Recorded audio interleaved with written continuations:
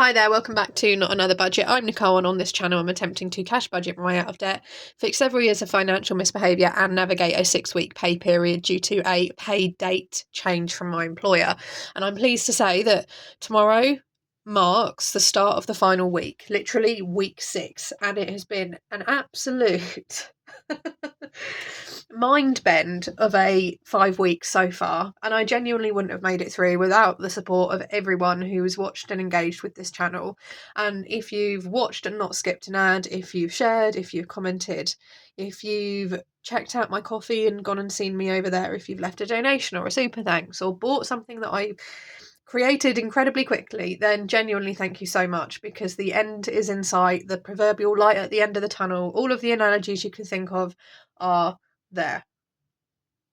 And while I've been hard at work over yesterday, going ahead and working through my list of challenges which I wanted to create so that I can move into the new year with regular product launches, and Jess, Jerry, who is a regular commenter, supporter and fantastic engager in this channel, I am pleased to confirm the Hobby Challenges Digital will be launching this week. So this little insert there is just for you.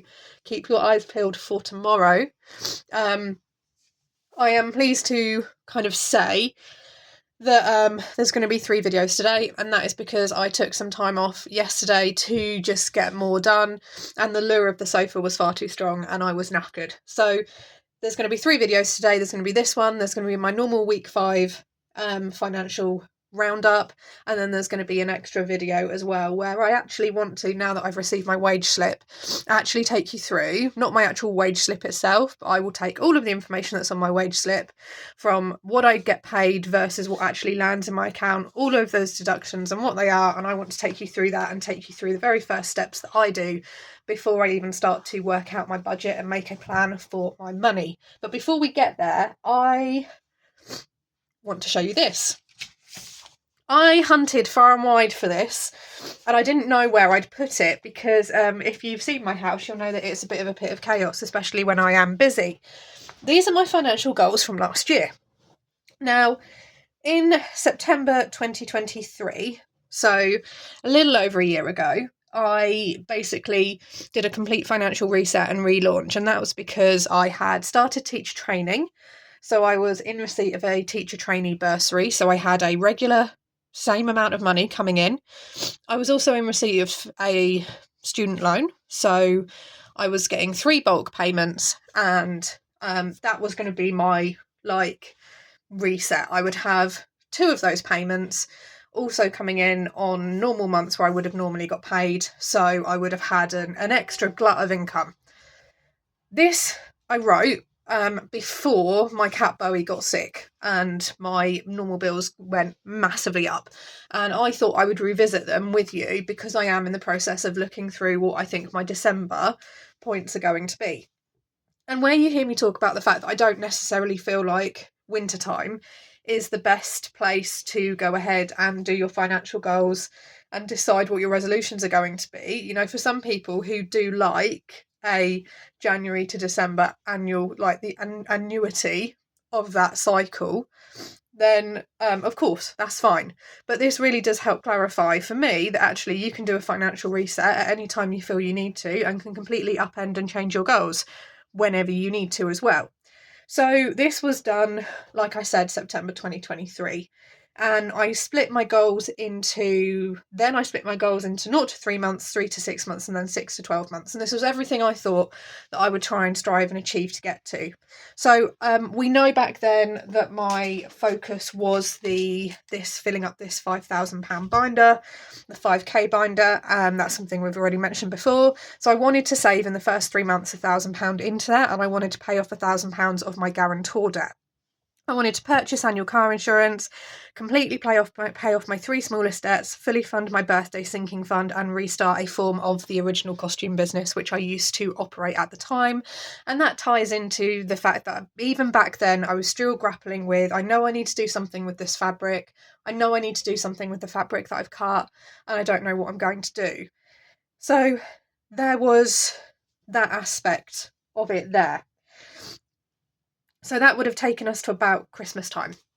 So then 3 to 6 months, which would have been January to March of this year, I then wanted to save 3,000 into the 5k binder, and this would have tied up with me receiving a larger student loan payment of just over £3,000, pay £1,500 off the guarantor debt, so try and increase those minimum payments from 300 to 500, and pay off the next two smallest debts on my list.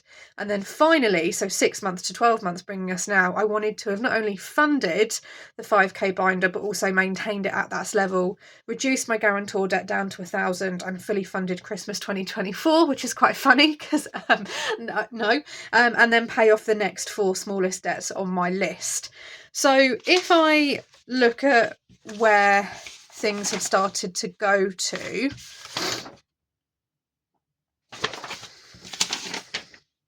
right. If I look at where things have started to go to, and again, this is, you can see how I was tracking some of this. Interesting. Why do I have a second set of goals? Did I change them?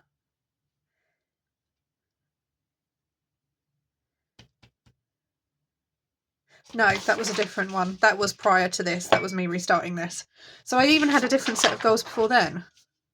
So I had a different set of goals. I had short, mid and long term.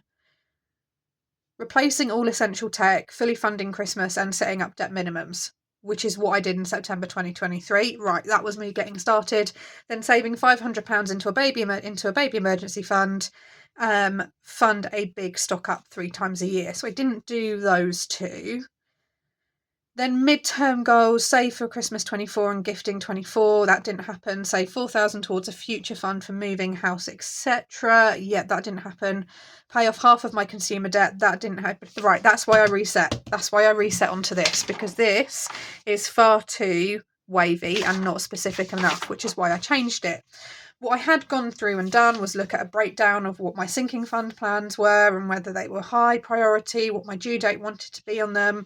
I had things like local days out. I had a teaching pot because at that time I didn't know what I would need to fund in terms of self-fund in terms of my own teaching, supplies and materials. And I went and had to do a little bit.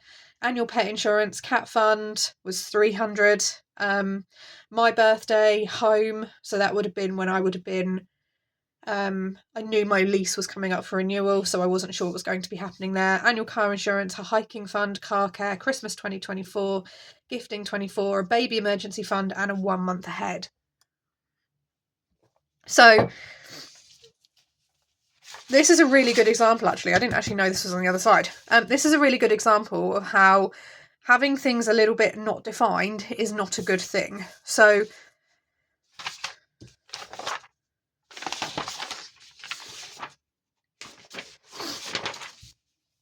having things like I need to replace all essential tech is completely fine, because if essential tech to me is £50, then that's fine. That's not me limiting or restricting. And I think as well that was a time when I needed to replace my laptop. I needed to get another printer back then, although I ended up getting one for Christmas, so it was fine.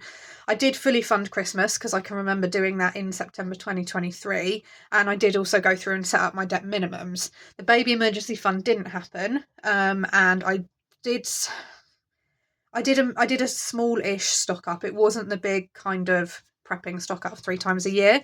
And then around about this midterm point, and if we take you to my debt minimums, because this is something which has come back in my own 12-month planner, which is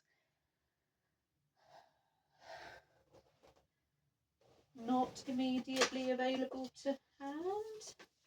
It is immediately available to hand. So I found this really, really useful. And if you've been around for a while, you may remember this. Now,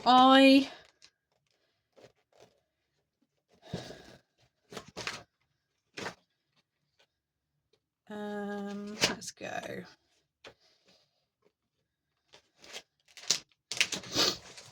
So I've done the same thing for a savings tracker. This is a really good example of how this will work.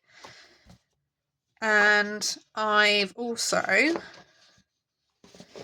carried it forward for my debt, but I've spread it out as a double spread because I didn't think I would make it fit, and yet somehow I've made it fit into one page. Probably because I've given myself more space to write the writing and more space for this. So what I was doing back then, you can see month 1 was where I set up minimums. So I started paying minimum payments.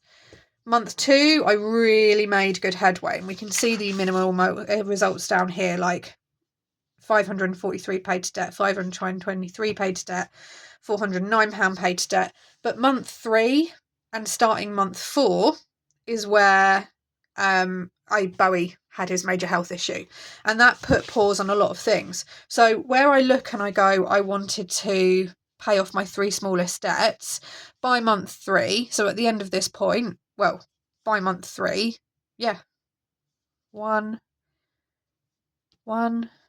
2, 3. 3 of them have been paid off by month 2. 1. There was an extra one that was paid off in month 3. So I paid an extra of my 3rd smallest debt off there. What I then went through and did was what did I pay off the guarantor debt? So I would have paid that in December. So £1,000 was paid off the guarantor debt. So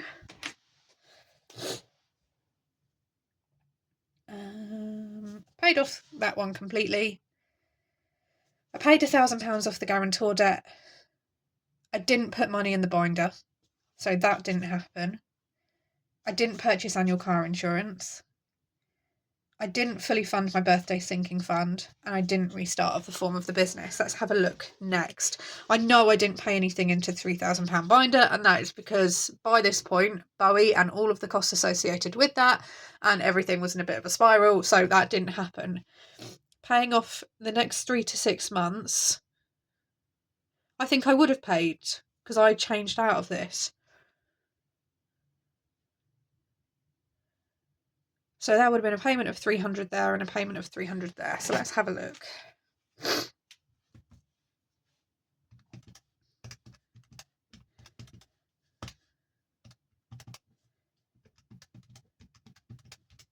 So I'd have paid 1,200, not 1,500 off the guarantor debt by that time. And then in terms of paying off the next 2 smallest debts on my list, I didn't pay those off. So I'm going to tick this one for 1,200 because I came incredibly close to, but I didn't get that one paid off there.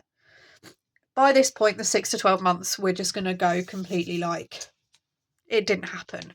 But certainly the act of chunking them down, and for me it will be into quarters. It won't be 3 months, 6 months, and then 12 months. The act of chunking it down and using the visual aids helped keep me on track because I wanted to complete this. And from a visual viewing experience, which is something I am conscious of, you being able to track and see and utilise those different colours and see this fill in is sometimes a lot easier than me just showing a list of numbers with nothing to help break down. And the same again with the annual sinking fund tracker, starting to try and do that and not really getting any further with it. I don't think upon reflection that my goals were unreasonable or unrealistic, but what I did was I put a debt focus on rather than a savings focus. And unfortunately, it meant that the savings I had accrued, when there was a genuine issue, just disappeared. And then I couldn't replace it because then that became an additional cost. The consequences of Bowie becoming incredibly ill meant my bills rose overnight by about £240 average. And there have been times where it's been £450 a month. And therefore the extra money that I'm finding to do that via YouTube or car boots or selling things isn't going into debt or savings. It's just going into maintaining, and I'm not getting any further ahead, which is why the benefit of my guarantor debt now being gone means that the £300 a month that I was finding to pay them from my wages can now come back into as part of my income. That can then cover all of my costs, and therefore the money that I bring in, that I have control over bringing in, can go where it needs to go, and it can be saved or it can go towards debt. But what I am going to do is have a savings focus first in the short term within like the first quarter, that 0 to 3 months period, just so I can weather a few storms, because I've spent all of this year chasing my tail and not getting anywhere really from a financial perspective. I don't look at this and feel a sense of failure. I don't look at this and feel awful because I've not done a thing. What I look and go, well, actually, I was doing pretty well. I was there. Okay, some things I was probably a little bit ambitious over, and within those 0 to 3 months, I was definitely not too tired. Obviously, big change and shock to the system, trying to learn and get to grips with everything. I didn't really have the spare time to go and be listing on Vinted or doing anything like that. And I wasn't at the point either where I was regularly putting out YouTube videos enough to kind of qualify for regular income from there as well.